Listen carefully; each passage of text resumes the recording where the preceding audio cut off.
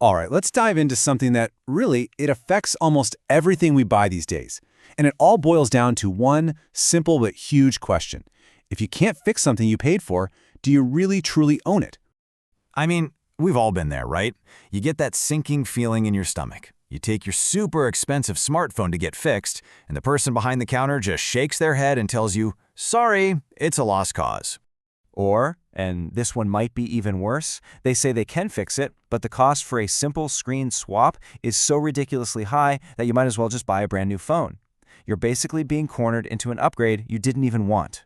And here's the thing you have to realize, that frustration you're feeling, it's not just bad luck. It's not a coincidence. A lot of the time, it's completely by design. This whole system, it has a name. Let's just call it the repair trap. So in this first part, we're going to break down exactly what that is and how it works. So at the very heart of this trap is something called a repair monopoly. Basically, this is when one company completely controls all the repairs for the products they sell.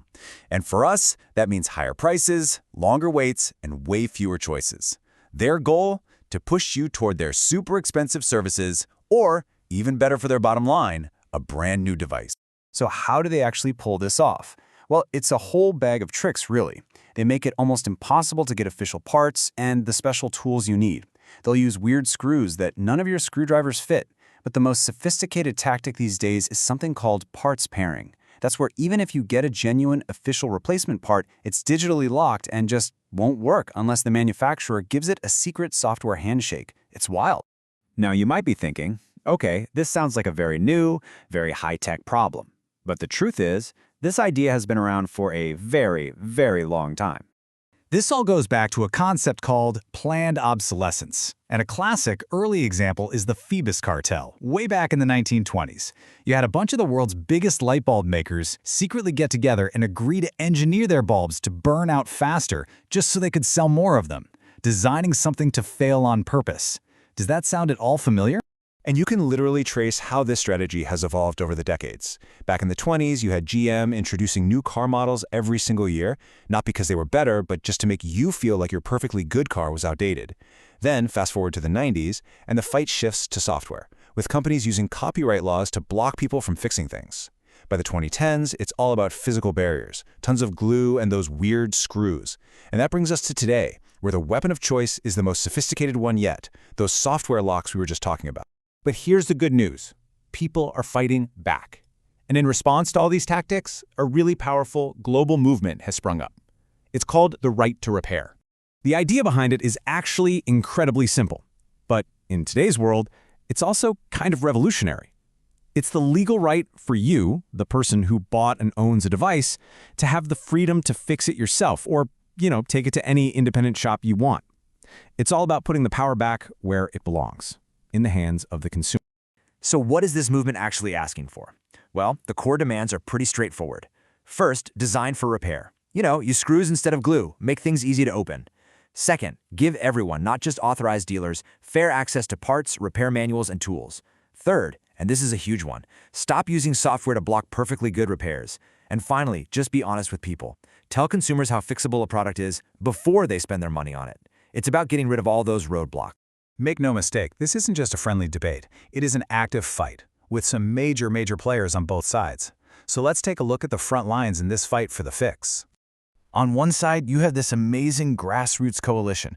It's this mix of activists and the owners of those small local repair shops and just millions of regular people who are fed up with how things are. And this battle has created some of the weirdest alliances you can imagine.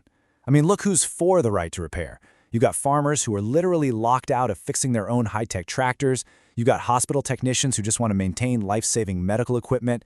And who's on the other side? Well, some of the biggest corporate names on the planet. Tech giants like Apple, agricultural giants like John Deere, all of them lobbying like crazy to keep the system just the way it is. Now, to be fair, the manufacturers have their side of the story. Take the whole iPhone throttling thing that got so much attention. Apple was accused of slowing down older phones to get people to upgrade. Their official explanation, which you see here, was that they were just trying to protect aging batteries to stop phones from shutting down unexpectedly. The counterargument from the repair movement, though, was pretty simple. Maybe the best solution is just to let people easily and affordably replace the battery themselves. And here's the really cool part. Despite that incredibly powerful opposition, The movement is winning. I mean, you can see the momentum just building and building. It kicked off with a car repair law in Massachusetts back in 2012, but just look at the last few years. It's been an absolute explosion. France brought in a repairability score for electronics. New York passed a huge Digital Repair Act. And now, major laws are on the books in California, Minnesota, and across the entire European Union. This wave is just getting bigger. Okay, so let's zoom out. Beyond all the corporate battles and the legal stuff, why does this really matter? What's the big picture here, for us and for the planet? Just look at this number. More than half of us in the Western world have at least one broken or unused electronic device just sitting at home. I mean, think about your own junk drawer right now. And all of that personal clutter, it adds up to a massive global crisis. E-waste, which is driven by this throwaway culture where we can't afford to fix things, is now the single fastest growing type of trash on Earth. Every single phone we replace instead of repair just adds to this gigantic mountain of toxic waste. So the benefits here are pretty undeniable. The right to repair saves us money, plain and simple. It drastically cuts down on toxic e-waste, it creates local jobs and helps small businesses thrive. And maybe, just maybe, the most important thing is that it reaffirms a fundamental right, the right to actually own the things you buy. Which, of course, brings us right back to where we started. This was never just about a cracked phone screen or a worn-out battery.